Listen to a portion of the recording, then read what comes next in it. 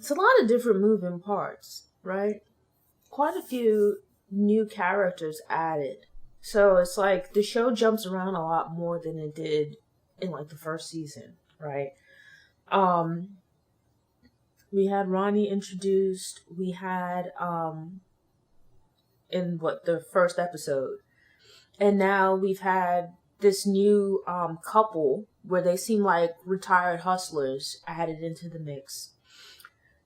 It's not exactly clear, but it sounds like these might have been the people that Ronnie used to get his work from back in the day, right? Or at least they had some dealings back in the day where they invested and made him quite a bit of money. Now, this goes to me saying that Ronnie is very messy, because it's already begun with him walking about telling all of Unique and RAQ's business, right? Which was why I thought it's a bad idea, right? For one of many reasons I think it's a bad idea. Where you can tell that Ronnie is a physical threat, and that was confirmed last episode with his attack on the bouncer, but also a threat with regards to just creating chaos everywhere, right? We see that, or we saw in previous episode, him kind of putting the idea in Janessa, I think is Unique's child mother's name, but putting the idea in her head that he's probably dealing with other women, right? Which we know to be true because he's dealing with RAQ.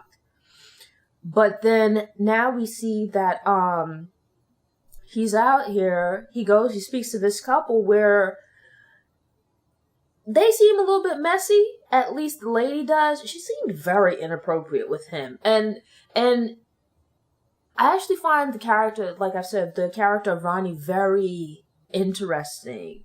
And I'm hoping that in time we get more of his backstory, right? Like, he seems, I don't know if it's a matter of him coming out of prison, but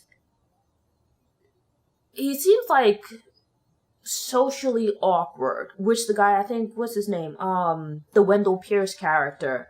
I'm having a hard time keeping up with all of these new names.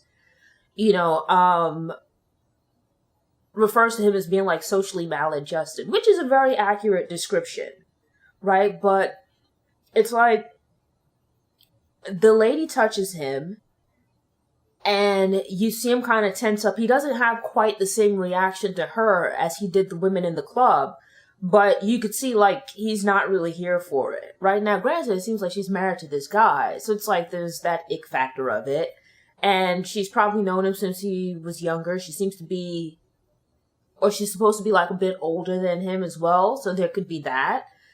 But you see him where it's like the other guys on the show, like, they welcome female attention. Ronnie seems not to at all. I don't know that I wouldn't go so far as to say that he's maybe gay or something like that, but it seems less to be about that and more about that he's probably had some kind of an experience in his past that has traumatized him, or experiences in his past that have led to him becoming this person that he is. And when you think about it, it's quite interesting to see old boy from the bingo hall again, right? Like, he hasn't been in place since the first season. It's like, I want to call him D'Angelo, but I know that was his name on the Wire. So, if you remember, like, in the first season, the back and forth between RAQ and Unique resulted in him dropping RAQ as, like, a client. And so she ended up having to find a new connect. When Unique got out of prison at the start of the second season, he declined to do business with him as well because he considered Unique to be radioactive, you know, feared that the police would be watching him. So, seemingly he's closed up shop on the South Side, still in business, just not in the local area. And again, back to this thing of Ronnie being out of step with what's going on in the neighborhood, and now having secured, let's say, a financial investment to obtain work, he now goes out to try to actually acquire a connect and goes back to who he seemingly knows, someone that's still active in the game, and is flatly turned down, right? Like, he shows up, he's sitting there playing bingo, or at one of the bingo tables, and so old boy is surprised to walk in and see him sitting there. It feels threatening because this is where, like, he brings his grandmother. Previously, you know, he would conduct his business dealings there, but he would have security at the door, you know, whether it be RAQ or Unique or whoever would come in, they'd get patted down, and here it is that you walk in and Ronnie is sitting there already. You don't know what, if anything, he might have on him, and so it's a little bit jarring, right? It feels like a violation.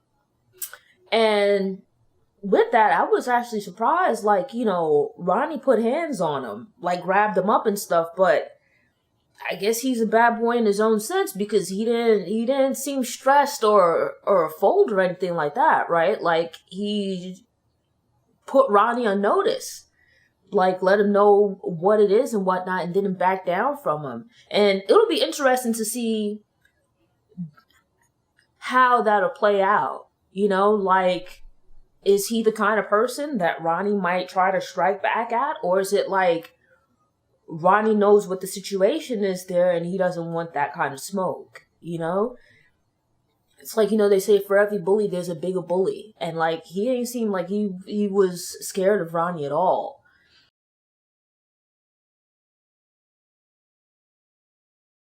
But it goes back to this thing again of Ronnie being out of step with what's going on in the neighborhood. Ronnie's looking to just get back into the mix in the same form that he used to, but he hasn't really taken the time to get a lay of the land, right? He's been fixated and focused on Unique and RAQ, who effectively right now, RAQ is supposedly completely out the game. Unique is on pause right now and trying to put some new things together, but he hasn't really done his due diligence to get out there and really gain an understanding of where things stand right now. And it's like that kind of tunnel vision, I think, long term is going to cause problems for him. So it's like, while he's causing a lot of drama and issues for everyone else, it's like he's also setting himself up for problems as well, because he doesn't really know what's going on out here. And despite being back out on the street, it's unclear exactly how long, but I'm guessing it's maybe, you know, a few weeks by now or so. He's been so fixated on Unique and RAQ that he hasn't really done his due diligence to properly prepare for setting back up a business like this. And it points to the potential for serious problems, right? Because it tells you that if he doesn't know who the players are, he doesn't know what the competition is, he doesn't really understand. He's also probably not taking time to understand how to go about getting customers in, let's say, with as less risk as possible, or even how to try to avoid the police, right? Like, he's just rushing into this. And it kind of goes to this thing of, like, he does have some strengths, right? But at the same time, it shows you that he has, like, some weaknesses as well. So he's not untouchable either, right? So it's like he's bringing drama and problems for everyone else, but doesn't really realize or appreciate that he's creating drama and problems for himself, or the potential drama and problems he can create for himself continuing down this path or moving in the way that he currently is. Right? Like, he comes out and he's kind of looking at Unique like that's his little brother, rather than, you know, Unique is like the man around town, you know? And so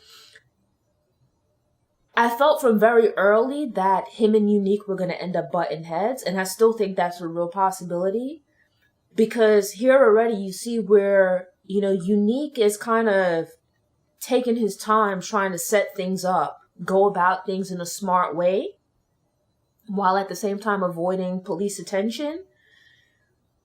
Ronnie, while he seems calm on the surface, he's still kind of like a bull in a china shop, right? Where he's not really, like, he's taking time to observe everything that's going on, but not necessarily to think things fully through.